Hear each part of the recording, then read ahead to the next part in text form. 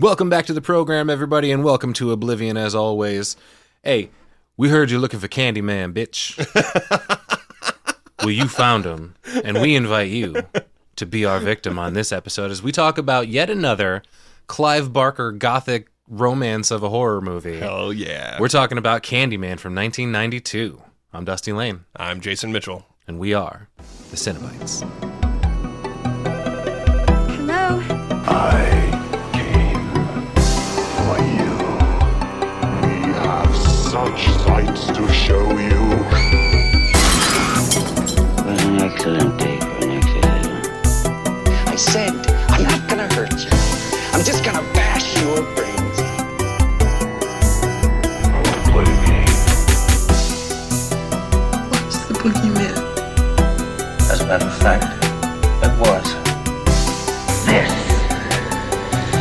is God. We all go a little mad sometimes. Haven't you? Put your brothers into that door! But sometimes, that is better.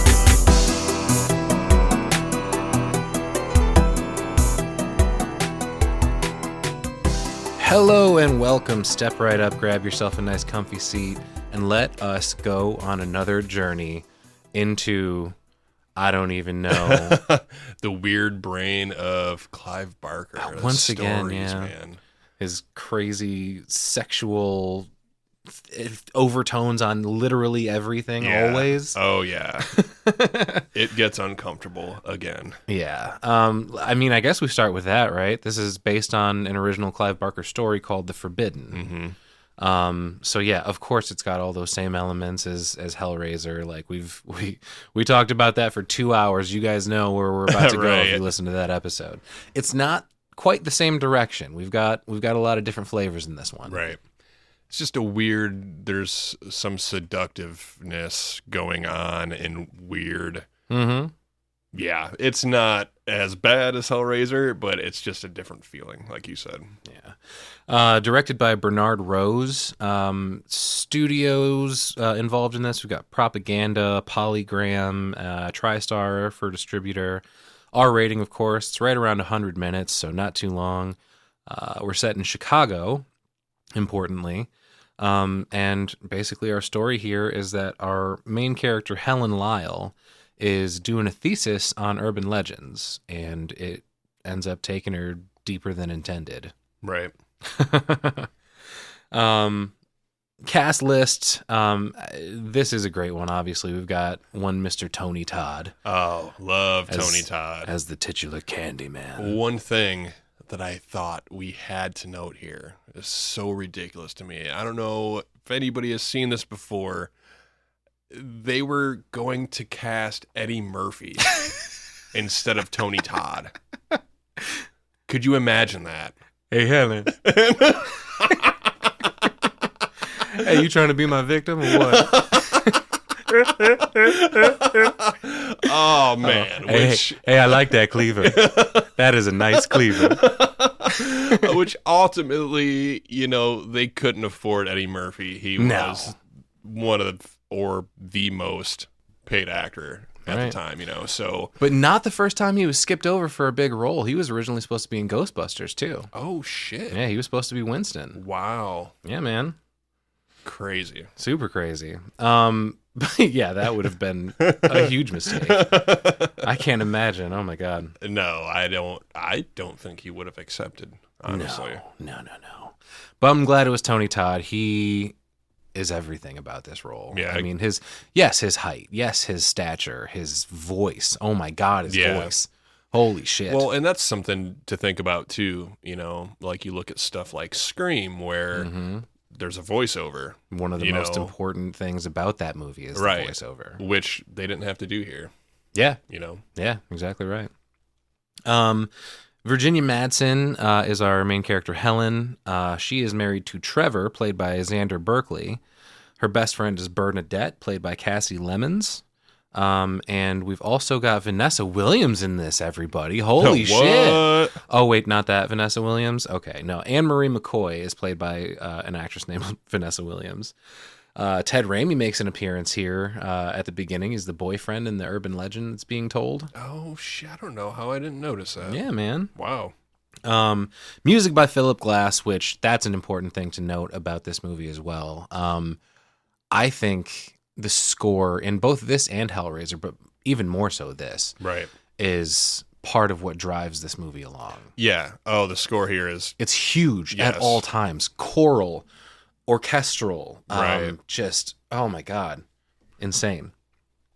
Beautiful. Absolutely. Cinematography by Anthony B. Richmond. We do have plenty of interesting shots going on in here. It's definitely competently shot, Yeah. to say the very least. Absolutely. Speaking of the cinematography, like, let's talk about this opening shot for a minute. Holy shit, this cool shot of, it's like an aerial view flying over the city of Chicago. Right. And it's like directly in line with the road, which it couldn't have been super easy to do that in 1992, right? I wouldn't think so. So they had some new type of camera called a Skycam. Ooh. That they used for this. I've heard of that. So they're saying that this was, not that this shot hadn't been done, but this was the smoothest that this shot has been done. I could see that. But yeah, no, it's great. It's It's a super smooth shot. absolutely. Yeah, just a long shot of a car driving, you know, and it's just placing us in Chicago is what it's doing. Yes, You know. an establishing shot, just as much as anything else. Yeah. Right. We get a director shout out there, and an immediate title card right in the beginning. I like that. I feel like we don't get that very often. Yeah, It hits you with it. yeah, absolutely. But yeah, dude, this score came to play. That's the first thing that just grabs you immediately about this. Right. The theme is very cool. My daughter recently taught herself how to play that along with other various random horror themes and Oh, stuff. cool. Oh, yeah. She is my child. But yeah, very gothic, very choral. Yeah, Philip Glass crushed it with this. And weren't you saying something about he wasn't even really aware of what he was making it for? So when he saw the final product, when the movie was finished, he wasn't happy with it. He said he didn't envision this. That's crazy to me. That's what I thought. I thought this movie was, there's nothing I would change about it. I don't think so. No. You know, so, you know, everybody's different, I guess, you know. Bernard Rose knew what he was doing, Phil. Listen to him. We already mentioned this is based on The Forbidden by Clive Barker. It opens also with, was it a quote or was it actually Tony Todd speaking in this moment? I think it was Tony Todd. I think everything in this whole movie is I don't think it was him. a card, right? For No. some reason, maybe it was because we just recorded another episode before this that Right. immediately starts with the title card explaining a bunch of stuff. But no, yeah, he says, "They say that I have shed innocent blood. What's blood for if not shedding? With my hook for a hand, I'll split you from your groin to your gullet. I came for you." And like we added that at the beginning of our music for this. I'm sure you guys have heard it every single time you've played one of these. Right. But I did it for a reason because Tony Todd fucking rules, man. That voice is insane. Yeah. Oh, yeah. And we see like the Chicago skyline and the bees all come up and overtake while he's opening the movie with this. Yeah, the swarm of bees. It's like outside Sears Tower, kind of. You can Yeah. see, which Oh, yeah. Willis Tower now, but when he says "I came for you," it immediately cuts to Helen. Yep. Helen's smoking a cigarette. So we can see that she's the object of his attention, you know. Right. There's this girl telling a scary story about a babysitter, right? In Moses Lake, Indiana. This girl named Claire was babysitting for the Johnsons, right? Her boyfriend, Billy, Ted Raimi, he's like a bad boy. They end up deciding to have sex, and she says something about, "Oh, ever heard of Candyman? His right hand was sawn off, hook jammed in the bloody stump. If you look in a mirror and say his name 5 times, he'll appear behind you, breathing down your neck." And I'm like, that sounds kind of hot. No one ever gets past 4, though. Right. Why tempt it, you know? You did 4. You got the experience. Right. So they do it, but again, not completely. And she says, "Go downstairs. I have a surprise for you." When he walks out of the bathroom, she says it one more time. And he split her open, and She gets slaughtered. You don't see it, but you see the ceiling. oh yeah, The ceiling starts to drip blood right. in the room that she was in. The boyfriend was sitting underneath it, and Yeah, Nightmare on Elm Street style. right. Apparently Billy ended up getting away, but he also went crazy. Oh no. Right. Well, they say that he went up to see what had happened, and his hair turned white. Mm-hmm. This is where we do see that Helen and her friend are doing a study. And there's this like creepy blonde kid like flirting with her. And he Right. says something about the babysitter roasting a kid Yeah, like a turkey. like a turkey. Yeah. So the Candyman slaughtered her. The guy got away, yeah. scared shitless, Mm-hmm. and the baby got cooked. I guess, man. This kid says something about, are you doing like a serial killer study? She's like, meh, something like that. Man, just the thought of the poor parents Yeah. coming home to slaughtered babysitter and Speaking of Scream, another Yeah. Casey Becker situation. a nice aroma in the house. You know? Jesus. We do get a shot at this point of University of Illinois, Chicago. The guy in the class here is telling the like baby alligator story. I'm not super familiar with that one, but a girl in the class says something about like they're blind and albino from living in the dark. Oh, I read it in the paper, and the teacher's like, oh, well, then it must be true, right? So essentially, he's just talking about there's like an urban legend that there's Mhm. like alligators or In the sewers. living in the sewers and stuff. Right. And he's comparing that. Well, people are saying it in New York City, and people are saying it in LA too. Mm-hmm. But there's no way, Right. you know. But I think it's funny that he's talking about like urban folklore here, because that's exactly what Candyman is. Well, it's exactly what Candyman is, and it's also exactly what Helen is studying, which is fucked up because this professor is her husband, Right. Trevor. Now, he says something about modern oral folklore, like you said, like is the unsubconscious reflection of the fears of urban society. Right. Cool. You're a piece of shit for talking about this, my dude. Right. Because Helen is doing a study on urban legends.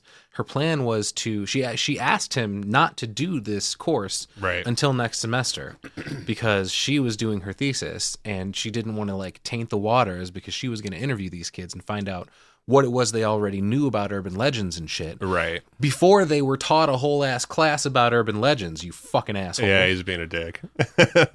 Which, go figure, man. Yeah. Yeah, of course. Immediately you see his true colors. Right. And not only that, he's also flirting with a student when Helen walks up. Yeah, and the crazy thing to me is she is on to him before anything is even, Yeah. you know. Which, considering what happens to her, is insane. Right, Like, right. but yeah, he's flirting hard with this fucking student, and there's a bunch of them flocking around him, but especially Stacy. Right. And she says, "See ya" to the professor, but like avoids eye contact with Helen. Yeah. Oh, yeah. She's like, yeah, she could barely look me in the eye. Like, it's a super uncomfortable opening here for them and their relationship. Absolutely. We get introduced to Helen's friend Bernadette at that point after she gets done talking to him. She's going over her interview notes and taking more notes.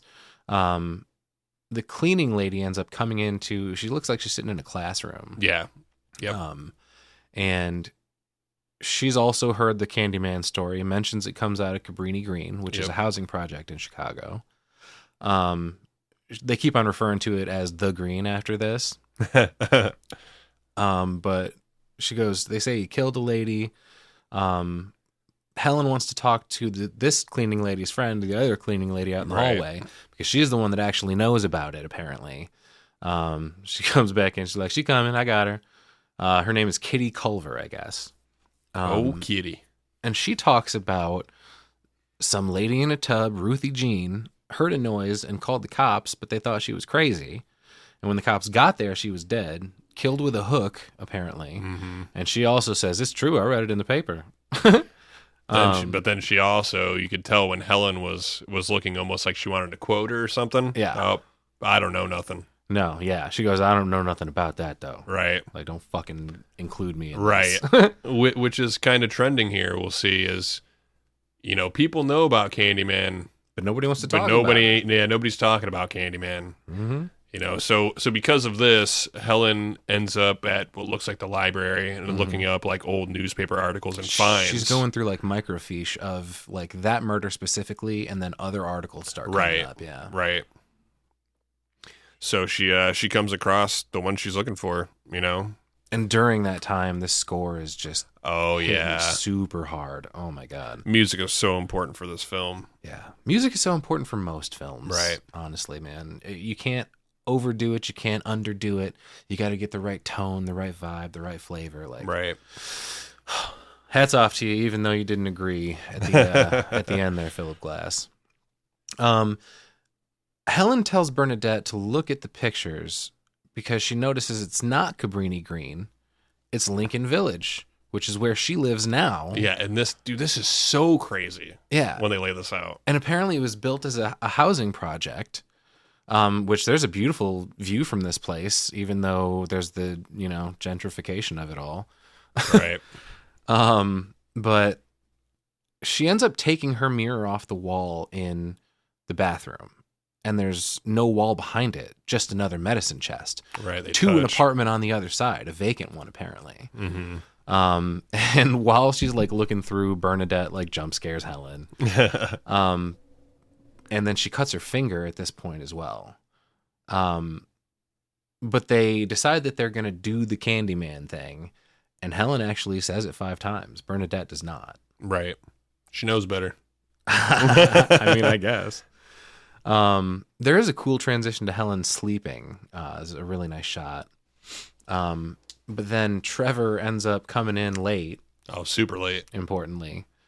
He jumps on Helen in the bed and scares the shit out of her. Scared the shit out of me. Because you think it's Candyman jumping on her or something. Yeah, she said it 5 times, and we're wondering when some shit's going to pop off. And he jumps on her all crazy, and it gets you. It's really hard to believe Helen is married to this fucking douche nozzle. Yeah. Oh, yeah.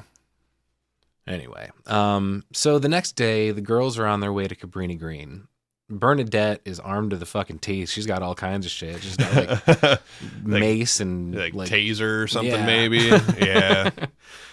She's trying to convince Helen it's dangerous. She fucking knows it's dangerous, man. She knows what she's doing. Yeah, they know where they're going. It's the whole thing with them switching apartment buildings was they knew that this was a low-income apartment building, and they wanted to keep this away from the higher class. So when they moved and switched the buildings, they could keep the ghetto separated. Right. She says to Bernadette, though, she basically just convinces her that it's worth doing anyway. Right. Or they can just write about something boring instead, I guess. Let's just not do this thing we've been talking about. Yeah, she guilt her into going. Right. We do get more cool, like, I thought they were like helicopter shots. But this is most definitely the projects. Yeah. Eek. As soon as they pull up, there's a bunch of people standing outside. Everybody's looking. Staring down at them, catcalling. Right. The one dude says, look like 5-0 to me. Yeah. 5-0 coming up the back. They're like walking through here, barely knowing where they're going, and they're being followed by like 5-6 dudes. Right. Yeah, they head for the elevator. The elevator don't work. It doesn't look good right away. No. They're outnumbered, and I think they say, and they mention that the only reason that they're not doing anything is they think we're cops. Right. And then behind the girls, like they're starting to walk up the stairs, and the dudes like yell up like, oh, hey, 5-0 coming. Like, yeah, they think they're coming to bust somebody. Yeah, trying to warn them. Right. Helen's taking pictures. There's graffiti fucking everywhere. Right. It's disgusting everywhere. She's like, this is great. Well, it's cool because when they get up a couple floors, wherever they're going to, you have suites to the suite, down the whole hallway. Oh, yeah. Which also leads into the door opening and the dog scaring the shit out of me. Right? You in Candyman country now. Yeah, Yeah. that dog comes out of nowhere. Big Rottweiler. For sure. And that's also where we meet Anne Marie for the first time, Vanessa Williams. Bernadette is not having any of this shit. She wants to go. She's like, it's all right. There's nothing to see. Let's fucking get out of here. But Helen's not having that. No, they find the apartment they're looking for. Right. And obviously, because it's set up the same way, they go to the mirror and they pull out the mirrors to get into the actual apartment where the death happened. Right. I started referring to this as the offering room because I felt like once she crawled in through the spot where Candyman's face was painted, she finds that bag of candy on the ground with razor blades in it. Oh, shit, yep. And that's also later on where somebody else is kept. Right. So it kind of, I started calling it the offering room. It's like Candyman's offering. Right. Interesting. I like it. Yeah, when Helen crawls through to the other side, Bernadette's like freaking out. She's like, what the fuck are you going to do if somebody comes along? Like, you're going to apologize and give them your card? Like, right. She mentions, what if somebody's stashing drugs in there? Right. Like, this is a terrible idea. We have two women alone here, But Helen ends up going through anyway, but Bernadette tells her, you got 5 minutes. And this place, if we thought the rest of it was nasty, where all the graffiti and stuff was, this place is extra nasty. Yeah. Holy hell. It's just gross everywhere. There's gross everywhere. I like that, like I said, the wall that she crawls through, there's a hole in the wall. She takes a picture of it first. Right. And then we get the other side, like the perspective from the outside. And it's Candyman's face, and the hole is his mouth open. And when she looks at it, she's already getting some of the trance from Candyman. Her eyes kind of gloss over a little bit. She gets kind of teary and she zones out for a minute. So do you think this is a thing where she's getting sucked back into her other life kind of a thing? Ooh, I don't know. Because apparently what Candyman ends up going for is she existed before. It was her. Oh. Okay. But yeah, she takes a picture through the wall. She ends up coming through it. It's a super cool looking big ass mural of Candyman, and she comes through his mouth. Score amps up again. That's where you find the candy with the razor blades. And then basically that's all it comes to at this point. Helen ends up coming back out and scaring Bernadette again. Sitting on this nasty fucking tub smoking a cigarette. This is where Anne Marie pops up. Like, what the hell are you guys doing in here? Yeah. But I wanted to mention right before that, Helen wants to go back in for more, and Bernadette's like, fuck that. No. Right. We're done. You did what you did. Let's go. Right. I'm done. Anne Marie confronts him. The baby ends up crying, and she says, what are you going to say about us? Like, because she mentions they're doing a study on, all this stuff. She's like, what are you going to say about us? Thinking that, they're going to paint them in a negative light, whatever. Right. Put some sort of blame on them unduly, Yeah, she's trying to explain that, hey, just because we live here doesn't mean we're selling drugs and committing crimes. She's worried about the image and thinks that they're not. She doesn't realize they're there looking for Candyman, I don't think, yet. She's also leery of white people. She says something about white folks ain't too handshaking. Right. We do get the information that the baby's name is Anthony, which, if you've seen the newest installment of the Candyman series, that's a very important character. Helen apparently wants a baby of her own. Yeah. We find out.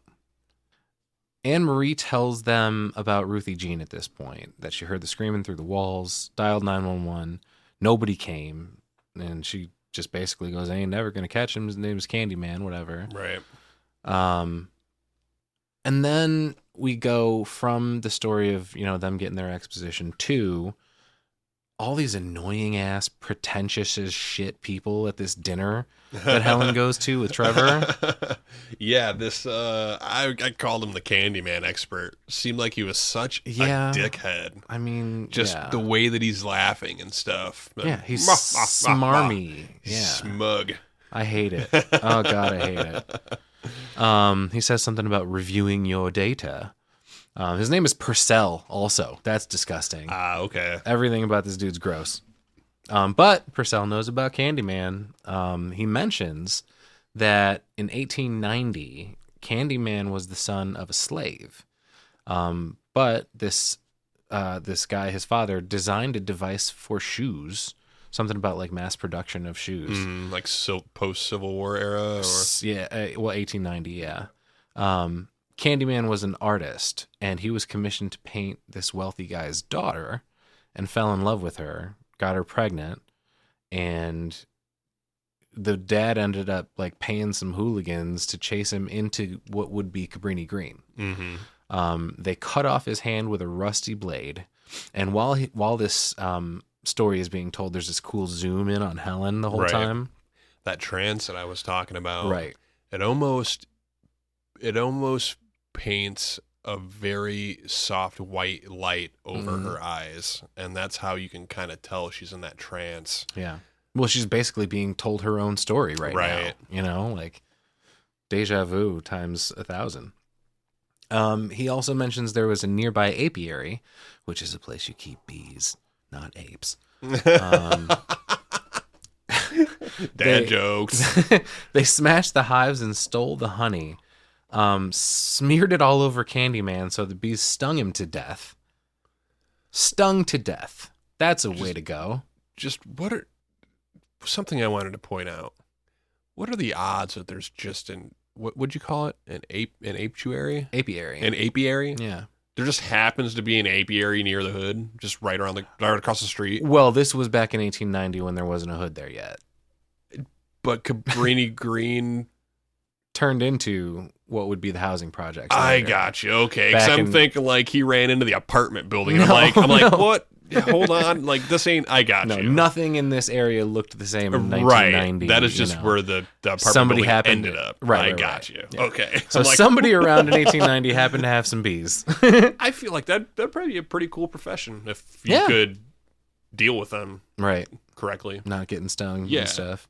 Which apparently that's a cool little tidbit about some behind the scenes stuff on this. Apparently, Tony Todd's agent negotiated to get paid $1,000 per sting. Holy shit, man! Yeah, yeah, and I read, what was it? 23 stings. Yeah, yeah, not a bad day at the office. Yeah, hell yeah. So they end up burning Candyman on a pyre and scattering his ashes over, again, what would become Cabrini Green. Helen comes back to visit Anne Marie, and there's this kid there, Jake, who might be my favorite. Oh, hell yeah. Little Jake, man. But he tells her Anne Marie is gone. He's like, I don't know nothing. She's like, it's okay to talk to me, because I'm not a cop. And he's like, I can't say nothing, or Candyman will get me. Right. But she says, well, if you can't tell me, you can show me. Mm-hmm. So Jake leads her outside past, which this threw me off too, a pile of like scrap for bonfire in the middle of Chicago. Right. And this thing was like 3 stories tall. They're setting up for some sort of celebration though. And I think it's prematurely preparing for what is to happen. Right. You know? That's true. But I thought it was really funny that she says something, but like, first of all, he tells her she's crazy to be there alone, and this is a child. Right. But she's like, yeah, you don't have to tell me, just show me. It'll be our little secret, unless you're too scared. And he immediately this little kid from the hood's like, I ain't no bitch. Right. And he's like, all right, let's go, and leads her there. But yeah, he says they're setting up the bonfire for the party. I don't know what the party is supposed to be. I don't think I caught that, but no, I don't think it's explained here yet. Okay. You know, because it comes around full circle, but it does, but in a way where you say, is this what this was meant for? Right. It can't be. It can't be. Right. You know? The kid says Candyman is in the bathroom. That's where a boy got killed, and he calls him an R word. Dang it. 1992 again, everybody. He says this kid's mom was taking her shopping, and this little handicapped boy needed to go to the bathroom. And the mom sent the kid across the street on his own. Yeah, it's all kind of weird because these are freestanding bathrooms too. Yeah. Like it's just a men's and a women's bath. It's almost like if you're at a park. Or a campground. Yeah. Yeah. Yeah, it's like it's got like 3 stalls in it or something and a couple sinks. It's a public bathroom not attached to anything. Right. Which happened to be on the other side of the road. Yeah. Red flag number 1. If he's handicapped, he might need help crossing the road, but if he's handicapped and he shouldn't be alone, why send him to the bathroom across the road too? Why send him to the bathroom across the road if he's handicapped? That's what I'm saying. Why allow, like, it would seem that you might need to be there. Yeah. Like, this is supposed to be he was being neglected. Right. For sure. I don't even know if neglected is the fucking word for it. Right. Like, that's a whole new level of neglect. Mm-hmm. So the mom, after that, though, hears screaming. And apparently there's, like, some tough guy that goes to check out what happened in the bathroom. And he comes out 5 seconds later, shaking and crying. Yeah. And apparently his hair turned white. Oh, shit. But they go in there and find him lying on the floor in a pool of blood, holding himself, meaning his junk. And he goes, they found it floating in a toilet. Holy shit, somebody ripped his dick off. I hope he hooked him. You ripped it off, that'd be way worse. I mean, either way, man. It's not good either way. He said, yeah, found it floating in a toilet. What the fuck? Can't fix that. Better off dead. Truth, man. Truth. Yeah, man. Helen goes into this bathroom, immediately realizes it smells fucking terrible. She's gagging all over the place. Oh, yeah. There's a broken toilet. Oh, sorry. Excuse me. Toilets. She opens. All of the toilets are broken. Right. There is also on the wall, "Sweets to the Sweet Again," written in shit. Yes. Awesome. Yeah. Awesome. And it ain't small either. I'm like, this took multiple shits. Yeah. And a lot of construction. Yeah. This took time. Yeah. Like, gross. Yeah. Yeah, man. Oh, man. I don't know. I just don't know. I don't know about that. So she kicks open the last stall. She's gone through each stall. And there is an arrow written in shit pointing down at the toilet. Mm-hmm. And when she opens it up, it's filled with bees. It's full of bees. Oh, shit. Literally. When this is when back outside, somebody like shows up all of a sudden behind Jake, and he thinks it's Candyman. Yeah. Oh, out. yeah. He's Candyman. Mm-hmm. He's in awe. Right. But this is just a fucking poser with a hook. Yeah. And 3 other dudes that know about this story. One of them ends up grabbing her, unfortunately, and the other one's like the ringleader with the hook. He's like, "I hear you looking for Candyman, bitch." Well, you found him, and he knocks her out. Yeah, clocks her with, he's got his hook, but Candyman's hook is in his hand. This hook, he's carrying for a frozen fish market or something. Something dude. like that, or like hay bales or something. Oh, maybe, yeah. It's a hook. It's something handle. that he's clearly holding, right, like with his hand. Yep. Candyman's actual hook is fucking gnarly, dude. Did you get a good look at that thing? Yeah. That thing is sweet. But we go from this scene to a police lineup. Yeah, I love this. Which Go to is the one of the- Candyman lineup. One of the funniest fucking parts of this movie, in my opinion. It's like one dude after another stepping forward. "I hear you looking for Candyman, bitch." Yeah. Step back. Step forward. "I hear you looking for Candyman, bitch." Step back. Step forward. "I hear you looking for Candyman, bitch." Oh man, and dude, Helen's face. I don't think the makeup here was that great. Mm. not that I don't know. I guess I don't know what that would look like, but she looks like Rocky. She does. She looks just like Rocky. Looks like she got fucked Half up. of her face is swollen. Her eyeballs swollen shut. Yeah, you know, it's crazy. Sloth from the Goonies. right? And so out of this lineup, surprisingly, she finds the guy. Yeah. They find him, and I think she mentions that too. I can't believe you found him. She said, well, we swept the place, you know? Yeah, she's like, he's number 5, I'm sure of it. Right. Whatever. Cop tells her she's lucky to be alive. They think it's definitely this guy that killed Ruthie Jean and the boy. Right. However, and he's mentioned something about we don't need Jake to testify. We have you. So since you are an adult, a woman, a white woman, Right. you know, that's enough to put him away, kind of thing. right. Yeah. Yeah. Screw this little black kid. We have a white woman to testify. Right. Kind of shitty. And Jake sees her coming out, and he's like, "You lied. You said it was our secret."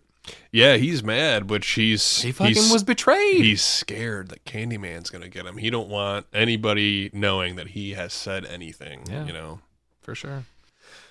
She mentions, though, the Candyman isn't real. He's just a story like Dracula or Frankenstein. It's just a bad man who took his name to scare us. right? Helen goes home, and then she like runs up to Trevor, and looks like her eye's healing nicely. But she's super happy to see him, which is sad. Yeah, a little bit. Super sad. Like, oh man, everything that happens to this woman in this movie is so fucked. I'm wondering if maybe Clive Barker has a thing against like boyfriends and husbands, because obviously, you know, Uncle Frank and all that. Yeah. You know, just a couple bad guys in some of his stories. Yeah. She's all happy about something. Trevor is obviously cheating on her. Like, the writing is on the wall. Yeah. Fucking Oh, read it. absolutely. You saw it when it said "sweets to the sweet and shit," Helen. Why can't you see it here?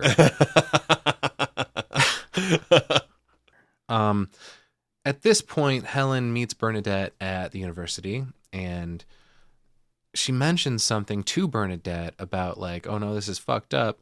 The police like aren't even going to do anything, basically, but or they wouldn't do anything about the whole Ruthie Jean situation, Right. Because it was a black woman, but a white woman gets attacked and they knock the place down." She says, Right. It's an element and a theme through this whole thing, really. But the pictures that she took were developed, and she says, "Oh man, we're going to be published," something about that. And that's where we get our actual intro to Candyman in the parking garage. Fucking love it. This is where we get our first, you know, Well, so not only did the police act and get this guy, it's getting them attention for the research that they're doing. sure. So on top of, you know, that happening, they're also saying that they're going to get published. Mm-hmm. So her going and this attack happening is actually good for them. Yeah. And I think this is what triggers Candyman on Helen right away. Oh, Because she has already said his name 5 times and he didn't pop up. that's true. But now, if you look, they're talking about getting published. So guess who's telling? Helen's telling. Okay. Like the kid was afraid, and Right. everybody at Cabrini Green is acting like nobody wants to say. Helen's telling now. Okay. And immediately after that conversation, there's Candyman. Hell yeah. Interesting. Mm-hmm. But yeah, Candyman's got a cool ass stance right here. Tony Todd rules. Dude, oh yeah. I love Tony Todd. He's going to will already have passed by the time this episode comes out, obviously, but we're going to Astronomicon next weekend, and he's supposed to be there. That's exciting.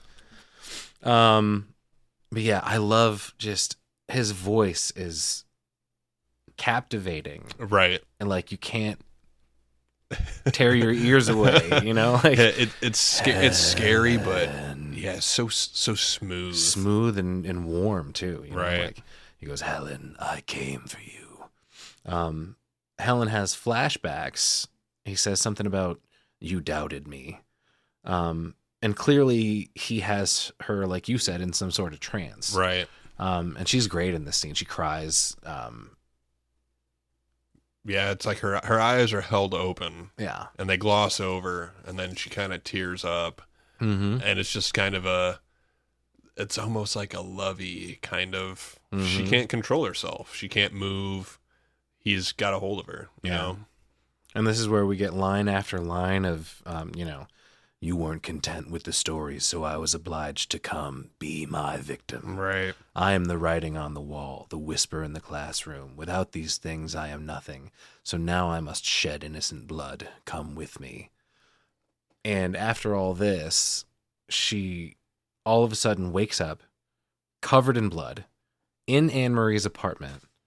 There's a dog head on the floor. Yeah, Jesus. Fucking Rottweiler, dude. Yeah. Anne-Marie is screaming Anthony's name, and Helen immediately picks up the cleaver, doing the absolute dumbest thing possible. So I thought this at first, but then thought about it, and she's picking it up and like, yeah, because you're not sure what's about to happen. So if you've seen a dog head, they're screaming, and you thought you didn't do it, you would probably pick that up thinking, holy shit, there's a madman in here. Maybe, yeah. Got to defend yourself, right? Yeah, that's also true. But it looks extremely bad. Yeah. This is just the start. That's what I'm saying about like what happened. She gets like framed throughout the rest of this movie. Like he's setting her up. Right. In so many of these situations. It's so and this is all because and awesome. It's almost like he doesn't have enough people afraid of him kind of thing. Is this like a Freddy thing? Kind of. You know, from what you had just said from the last part, you know, I'm the writing on the wall and the whisper in the classroom. He's the rumor. Right. You know, without these, I'm nothing, so I need to shed innocent blood, which is these girls and, you know, little baby Anthony or whoever, you know. So it's the idea of the life of the urban legend. I think so. Right. Okay. Makes sense. So Helen picks up the cleaver and walks out, and Anne-Marie is screaming at her, "Where's my baby?" Ends up smashing her fucking head on the ground. Oh yeah. And then Helen chops her with the cleaver.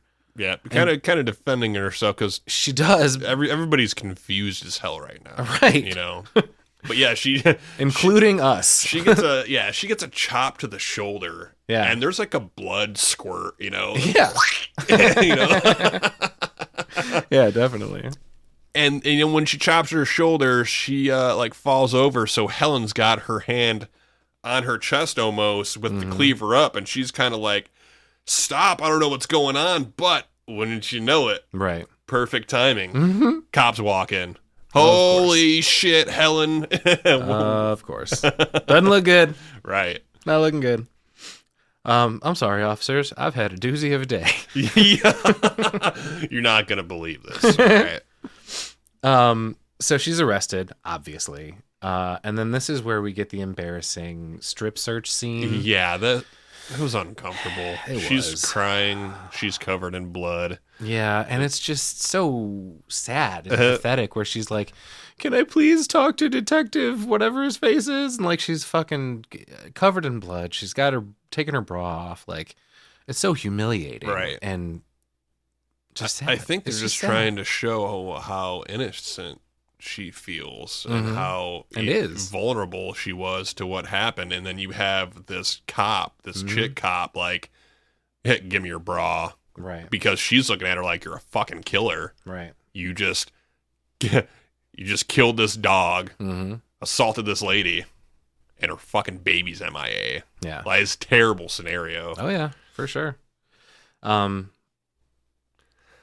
really like the interrogation room next. Yeah. After this scene, because Helen was just in there dealing with the fake Candyman bullshit. Yeah. So she knows these cops by name. Right. And they are not singing to her tune. She thinks she's going to be able to explain what happened. Right. These cops are not lax. No, complete 180. Oh my God, yeah. Where's the baby? Right. You know? I did want to mention at the end of the strip search scene, she's crying. She's like, "Can I please take a shower?" Like, which is super sad, but it also made me giggle a little bit. I mean, yeah, dude. But yeah, that's when she says she wants to speak with Detective Valento is his name. But yeah, she's framed. She gets read her rights. She tells her they tell her the account of the crime, basically, that they have come into. Right. And yeah, the cop wants to know where the baby is, and she goes, I would like to make a phone call.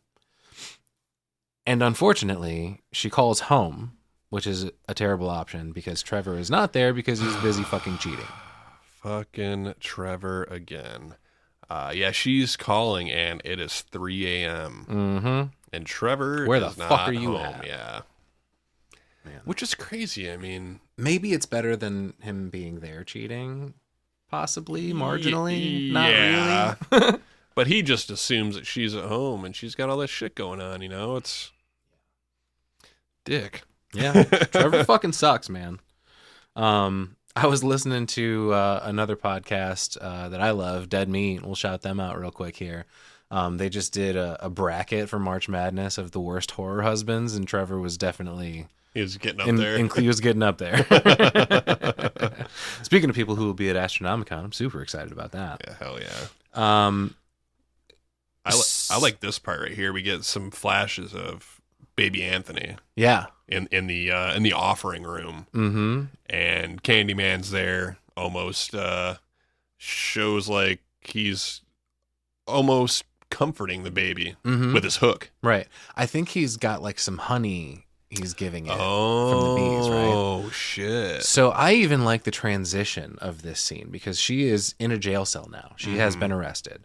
And she stares into her little toilet hole and she has the vision of baby Anthony and Anne-Marie. Which, yeah, these scenes are really cool. It's foreboding for sure. It's, makes you tense. Right. For the kid, for Helen. Yeah. They got crazy lighting going on. Yeah. When they flash into anything in that room. It's pretty haunted housey. It's like blue and orange. Yeah. Real fast. Yeah, it's really disorienting and uncomfortable. For sure. But Trevor comes to pick up Helen at this point, covers her head while they walk out of the police station because there's tons of media outside. Yeah. Oh my God. Absolutely. And it's because she's known, you know. I'm sure she was just in the newspapers and shit for what just happened. Right. And immediately, boom, now she's a Back killer. in the same place, right. Yeah. Holy shit. Someone mentions baby Anthony may have been abducted and may still be alive? Question mark. So it turns out the police haven't charged Helen because they think they'll find the body. They're shooting for murder one.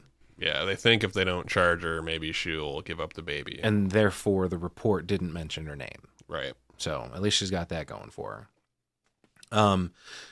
But she asks Trevor at this point. She's like, "Do you believe I did it?" Like, he doesn't answer her. Really. I don't think anybody believes her. And you know, it's awfully hard to. Maybe Bernadette. Yeah, but yeah, nobody believes her. It's not going to matter much longer either.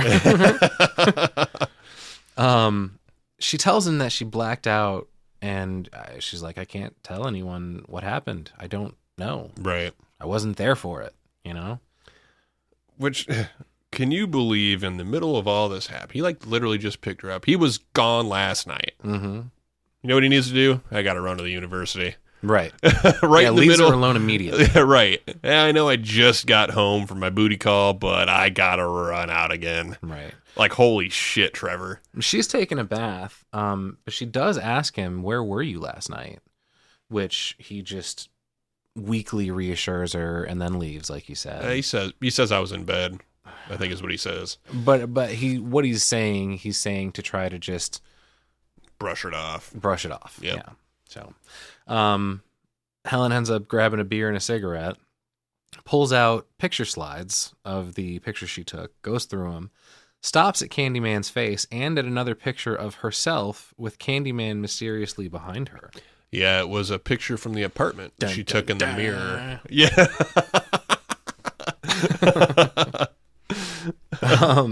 The mirror in her own bathroom ends up freaking her out. She has like a hallucination about a hook coming through. And then she runs out, and oh shit, he's in the hallway too. Andy's behind you. Oh fuck, is this for real? Right. She's tripping, dude. She is tripping. Yeah, she obviously she runs out of her apartment when she encounters him in the hallway, and then runs back in and runs to the phone. But he does show up. She's not actually tripping. She is seeing this shit. He is doing it. Right. He's like, do you believe in me? I have the child. He says, come with me or the baby will die in your place, essentially. He does. Yeah.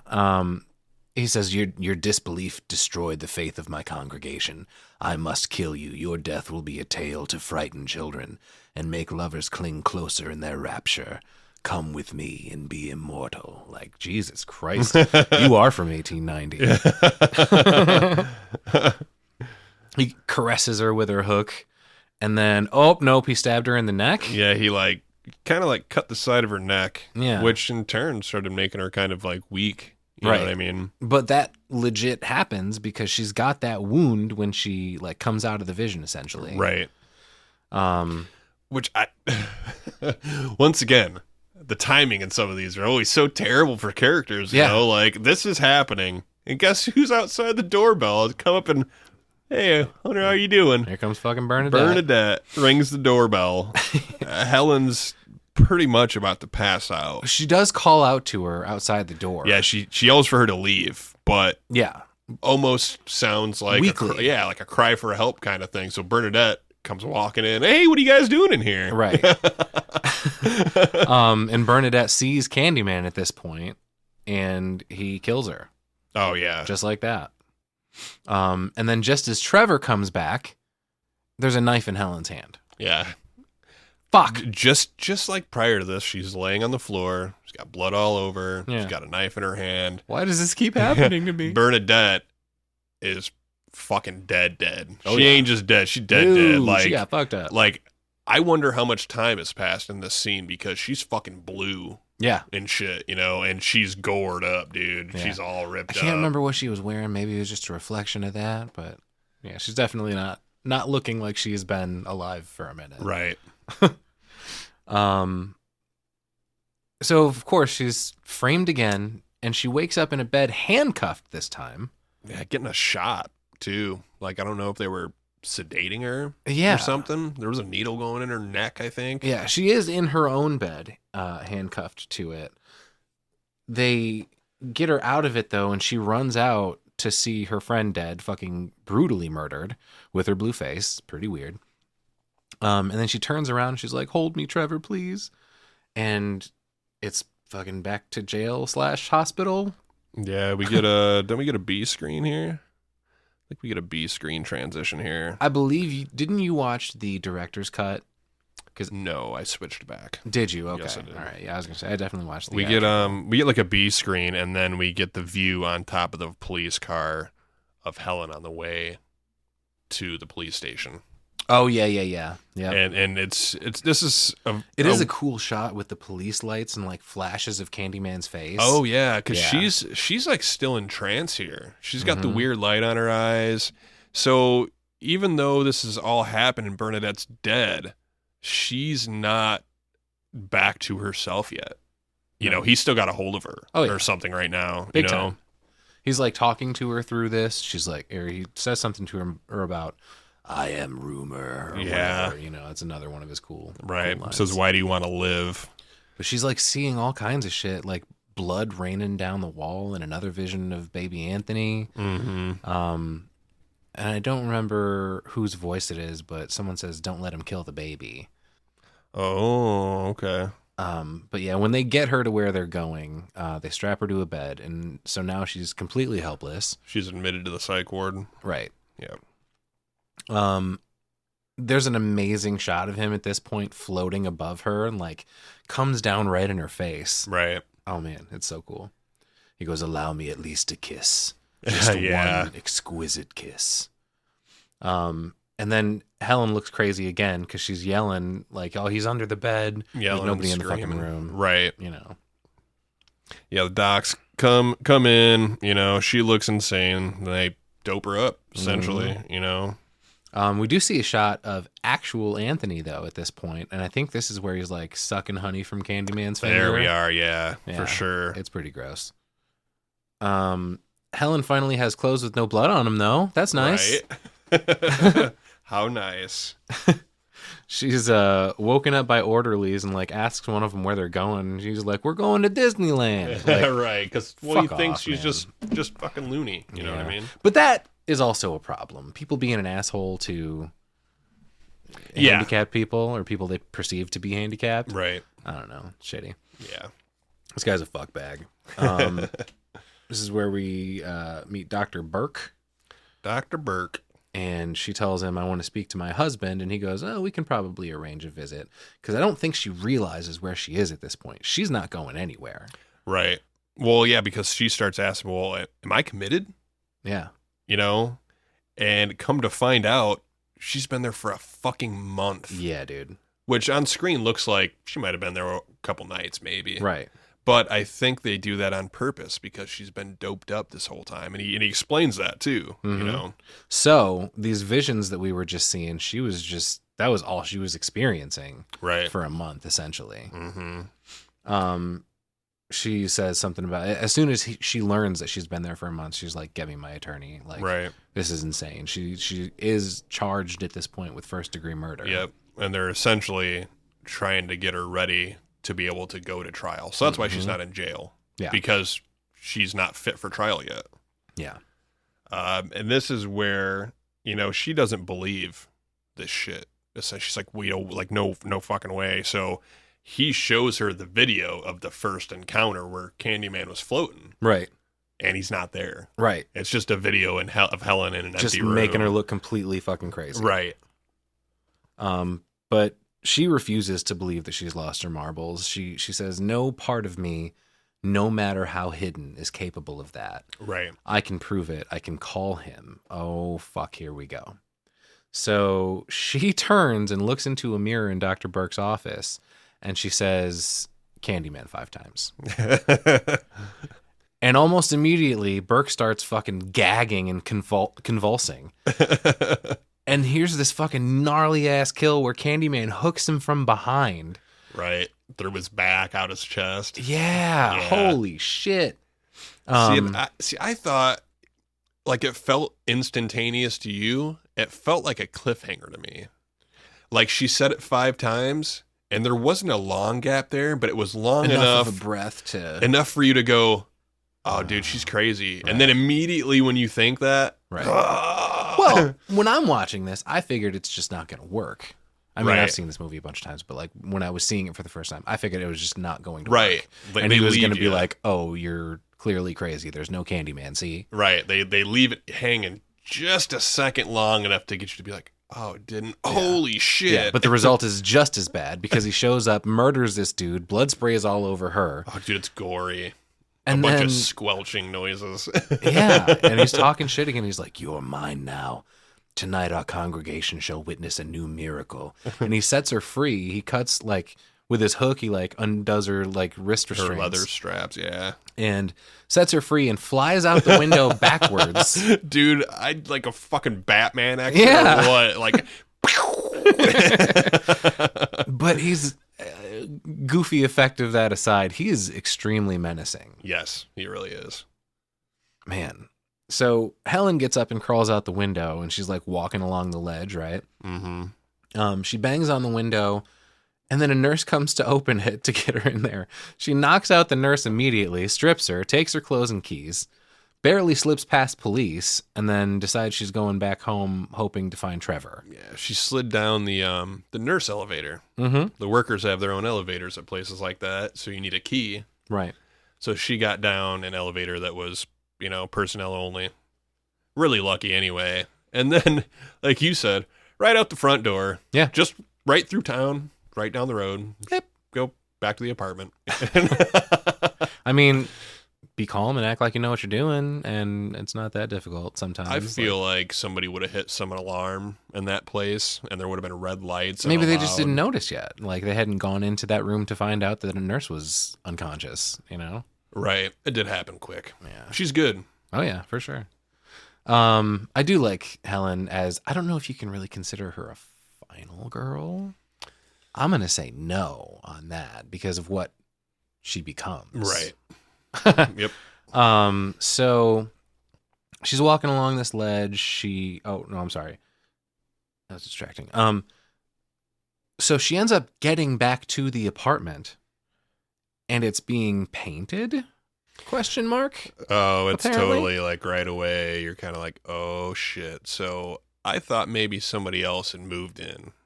Maybe the apartment had been being prepped. For as the in next... Trevor moved away? Yeah, as in, so, you know, hey, a new family's there in here remodeling, cleaning up, painting. Right. Yeah. And it's pink. Mm-hmm. They're painting pink in there. So right away, who do you think, sir? Fucking Stacy. Fucking Stacy.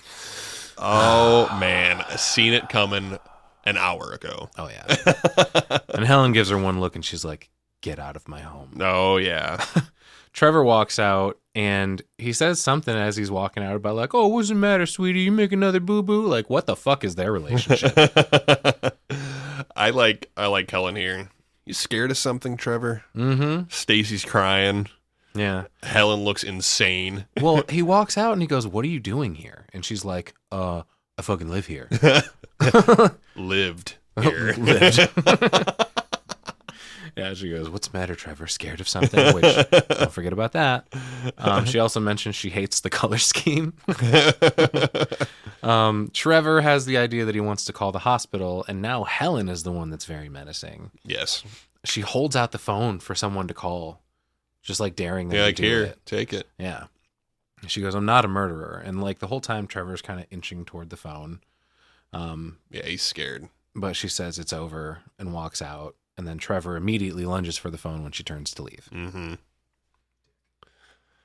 This is kind of funny to me too. Like, obviously, she just went through that whole scene and it was traumatic. And she goes for a nice little stroll and is staring at the water, Chicago River, sees Candyman. I thought maybe when she was standing on this bridge, she was contemplating suicide. Okay. I mean... Oh, no, you're definitely right. Yeah. They will all abandon you. All you have is my desire for you. Yep, that's Candyman's next line she hears in her head for sure. It just makes it such a sad story in so many ways. I can't believe she is utterly alone now. I didn't ever think of that. You know, when I watched this through a few times, like, yeah, this is pretty much, she's choosing Candyman here. He hasn't given her a choice. He's framed her in multiple murders. Right. She's wanted by the police. She has now escaped on the run. Her husband was cheating on her even before that, and now he's completely left her and moved on from her. Right. She's lost her best friend. Right. Fuck me, man. What do you do? What do you do? Helen. She ends up going back to the green, is what she does. And she finds like a hook on a chain in a room with candles. What is it with Clive Barker and hooks and chains and candles? I love it though. I mean, I love it. It's a pretty great aesthetic. I mean, we chose to use it for the podcast, so must have had something to it. Yeah, so these walls are like old art of Candyman. She finds a portrait of him, yeah. Now, is it mentioned in this or in later iterations that his name is Daniel Robitaille? Is that correct? I know that's correct, but I don't think it was mentioned in this one. Okay. But it's like murals of the tale that she was told earlier by Purcell. Right. About like the OG Candyman story. Yep. She finds Candyman there and he's sleeping and she like stabs him with a hook and he doesn't give a shit. Yeah, he just pulls it out. Yeah, he gets up and he's like, Helen, you came to me. Pulls out hook, pulls out the hook, blood sprays all over the place. It's pretty great. He goes, surrender to me now and he shall be unharmed, talking about Anthony. Right. There's a beautiful sweeping shot of the two of them. And then he ends up picking her up and carrying her, and goes on another kind of monologue here. He goes, we have a bargain. Do you fear the pain or what is beyond? The pain will be exquisite. As for our deaths, there is nothing to fear. Our names will be written on 1,000 walls, our crimes told and retold by our faithful believers. We shall die together in front of their very eyes and give them something to be haunted by. Again, come with me and be immortal. Drops that one again. That's cool. Mm-hmm. Helen's hand at this point is covered in bees. There are bees all over Candyman, including in his mouth. Yeah, he opens his mouth and all the bees come out. And I feel like this is where he's, he plants the kiss on her, and this is when everything's changing now. Yeah. You know what I mean? Yeah, he takes the baby at that point. He's like, "You're mine now. It's time for a new miracle." Helen wakes up swatting at imaginary bees, which that part's fun. She does find a hook on the floor.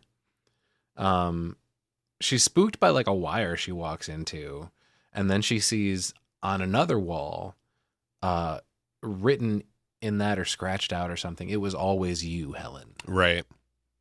And it looks like she's in the artwork now. So yeah, that's what I was about to say. She sees her own face on the wall. Right. So she's kind of discovering that she was a part of the story that was being told. She was that wealthy person's daughter. Right.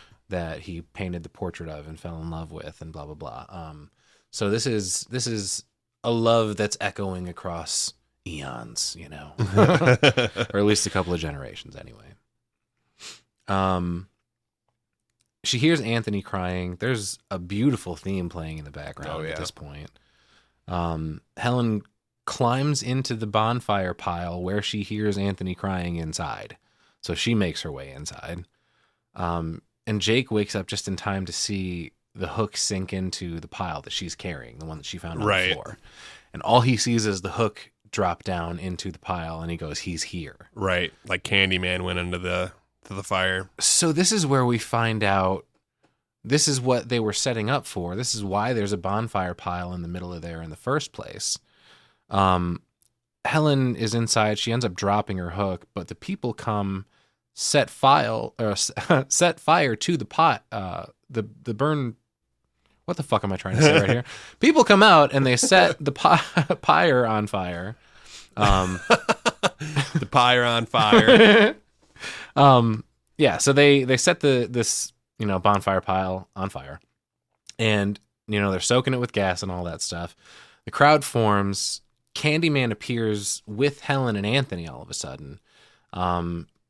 Flames start to engulf this entire thing. Candyman covers Helen's mouth so that she can't scream out to let someone know that it's not actually Candyman. Right. It's a woman in there. Like she needs to die with him. Right. And people are like cheering for the fire. Nobody can hear her screaming. Obviously, a fire like that would be super duper loud. Oh, hell yeah. So, yeah, this is a multiple story tall fire. Yeah. He mentions again, "We must be on our way now, you and I. Our bones will soon be ashes, and we shall never be separated again. We are already dead." She stabs him in the stomach with a burning stick. That was a good move. Not bad, right? She grabs Anthony and starts crawling. But like, oh my God, it's got to be so damn hot. Yeah. Everywhere around her. Her back is on fire at some point. Yeah, she gets out of the burn pit somehow. Yeah. Somehow.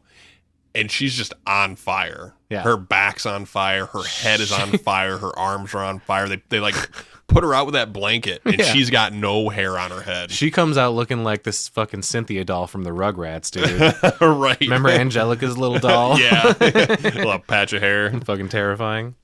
Yeah. As she's crawling out with baby Anthony, Candyman is yelling, "Come back to me." He knows that he's losing Helen, which is kind of confusing to me with what happens after this anyway. Yeah. Because he's not really losing her. Is it because she's about to die here? I mean, maybe it's just because she's making the choice to separate herself from him. I don't know. He wants her to accept him the way that he accepts her. Right. But she wants to fulfill the deal of giving the baby back. Right. Right. Giving the baby back, baby back, baby back. Helen is completely fucking burned, but she does make it out with Anthony. Anne-Marie takes him. That's a happy ending. Jake ends up looking in and seeing Candyman burning. Right. But It's not a happy ending for everybody because Helen dies. Right. Fire caves in on Candyman. So I guess Stacy's the final girl because she's at the funeral, which is fucked. Right. Right.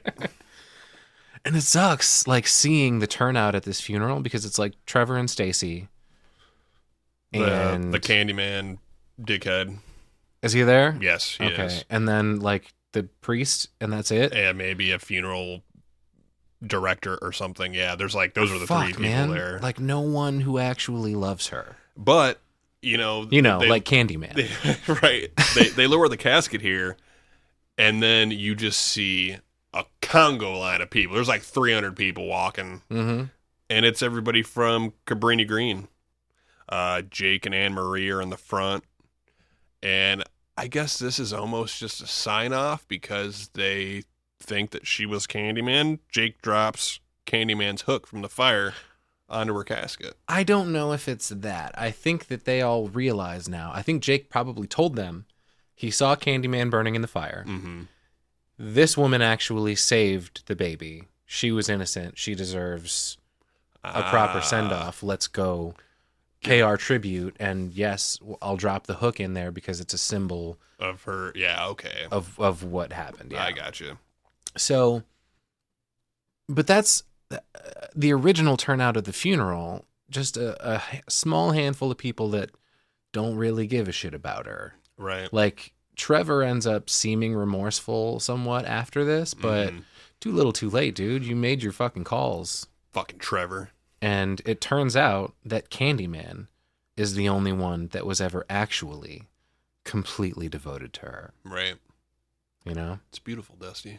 It actually really fucking is. Yeah. I know you're probably laughing right now, but I've been messing with you, but it is. It's a great story. It really fucking is. It turns out that her best option actually was to do what he said. He went up about it in some pretty fucked up ways. Right.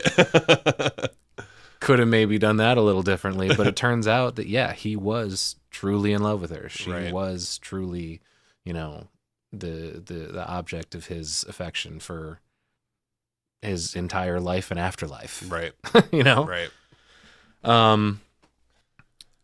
So back at the apartment now, Trevor's back at home. He's like in the bathroom, like crying to himself, like reminiscing about Helen. Right. Yeah. He's trying to separate himself from Stacy. And I was going to say it's ruined because then we hear Stacy calling in, Trevor, are you all right? Like, fuck, man. Yeah. He's crying. He's saying Helen's name. Yeah. Oh, Stacy's fucking tits are just all the way out. Yeah. What is with her shirt? I mean, I guess it's kind of a shirt. It's kind of a shirt. Yeah, it's totally fucking see-through. I think it's supposed to be a white shirt that maybe you're not supposed to wear over nothing. Yep. Yep. But yeah, it's completely see-through. But yeah, Trevor's in the bathroom crying about Helen. Stacy's pissed. Yeah. Dude, I made it a note here that when she pulls open the fridge door to get like the steak or whatever out, she just slams the fuck out of it. Everything on the door shakes. I rewound it a few times. She was kind of like, fuck you, Trevor. Fuck this apartment. Right. Yeah. Trevor in the bathroom, then he's like crying, and then he's like, oh, Helen. Oh, Helen. And he fucking says it 5 times. 5 times. Ah, shit. And she appears behind him with a hook. And she goes, she calls back to her line from earlier. What's the matter, Trevor? Scared of something? She starts hooking him, and she looks like she is really enjoying it. Oh, yeah. Like there's more of Clive Barker's, sadomasochistic shit going on. She looks like she could be a Cinebyte, maybe.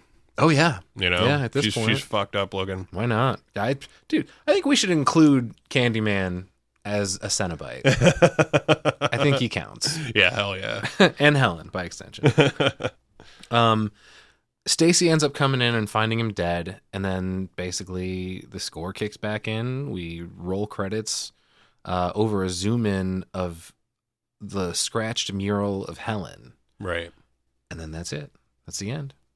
This is a good one. This is a really good one. Just overall, this, like I said, I wouldn't change anything about this movie. There were so many good things about this movie. Tony Todd is fucking scary. Yeah, There's not much more to it. And what's more scary is there's not a whole lot of makeup on. Like, yeah, he's got whatever for the hook hand, but he's got that fur coat and it creeps me out. The fur coat is great. We didn't mention the fur coat earlier, but His fur coat is crazy. Is it like a leather coat, but it's just like fur lined around the neck and like the lapels or whatever? God, I don't even know. All I know is it looks expensive. It's absolutely expensive Right. as shit. Right. And yeah, something about, I think his height has a lot to do with it too. He looks like a giant, He you does. know? And like you said, the voice really just, the fact that it's his voice is huge for me. You know, there's not a voiceover. It's modulated slightly, but Tony Todd's just got, It's just slow and, you know. he's got the vocal tone that they wanted, and all they had to do is basically boost it a little. Right. You know? Sounds great. It does. It sounds absolutely fantastic. I'm like 4 out of 5 meat stumps on this one. I Meat think. stumps? Meat stumps. I do like meat stumps. I actually, speaking of fur-lined trench coats, I gave it 22 out of 25 fur-lined trench coats. I'm just going to keep on throwing weird numbers out there. I don't give hell a shit. yeah. Like, These ratings mean don't nothing, take it. so, Don't take it too yeah. seriously. There's not like an across the board 10 scale. Fuck that. Everybody's shit's different. But I mean, this movie's fantastic. A gothic love story once again that is legitimately beautiful. Yeah. Until Candyman starts getting creepy with shit. I feel like the guy who did the music needs more credit because the music has so much to do with this. I feel like a lot of people do acknowledge Philip Glass in this Do you? score. Okay. Yeah. Do you know if he's done other movies? I'm not familiar with his name really. I believe so. I cannot tell you any of them right now. Okay. But I'm pretty sure that wasn't his only foray into, creating cinema scores. Right. But I mean, that's great. The cinematography is great. It's a vibe the whole time, man. Like, I personally, as far as Clive Barker stories adapted into movies go, I think I prefer Candyman to Hellraiser. Oh man, I don't know about all that. I mean, different strokes for different folks. I was gonna man. say That's they're me. even though they're similar Mm-hmm. and they're both from Clive Barker, they're two way different feels. It is. And I think a lot of it is Hellraiser is like a little more out there, weird.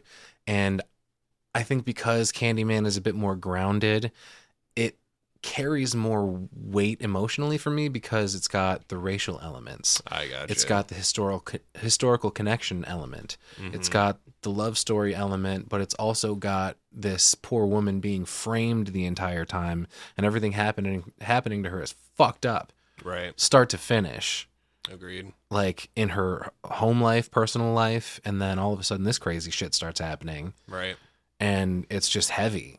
You know, it's a good ass time though. I mean, if you don't own this movie, fucking go do that. Yeah, And this is a must watch. tell the world. Multiple watch. Originally, we were actually going to cover the newest installment of Candyman, but we recently talked about wanting to make sure we hit certain things before, the podcast run comes to an end at some point. Like, hopefully that never happens, but in the event that it does, I want to make sure that, we were talking about it and we're like, oh, should we do the new one or should we do the original? I'm like, man, we should probably just do the OG. Yeah, I'm all for just the originals, and then when we revisit the remakes, we have a base to go off of. Yeah. And we can compare the two. That's a good point. That is a good point. I just don't want to run out of all the heavy hitters all at once, Right. and then we have nowhere to go. But I think that's about going to wrap it up for us on this episode. Thank you once again for joining us. We appreciate your patronage, of course, as always. If you would like to get a hold of us, you can do so at Cinebytespod at gmail.com. You can also reach us on socials, Facebook, Twitter, Instagram, YouTube, at Cinebytespod. And if you would care to support the show, you can do so at cinebytespod.buzzsprout.com.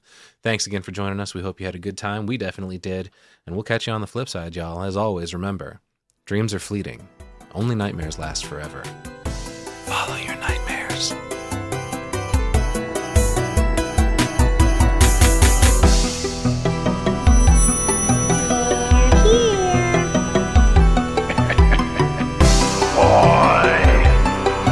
Killer, Mommy! Killer! I bid you welcome.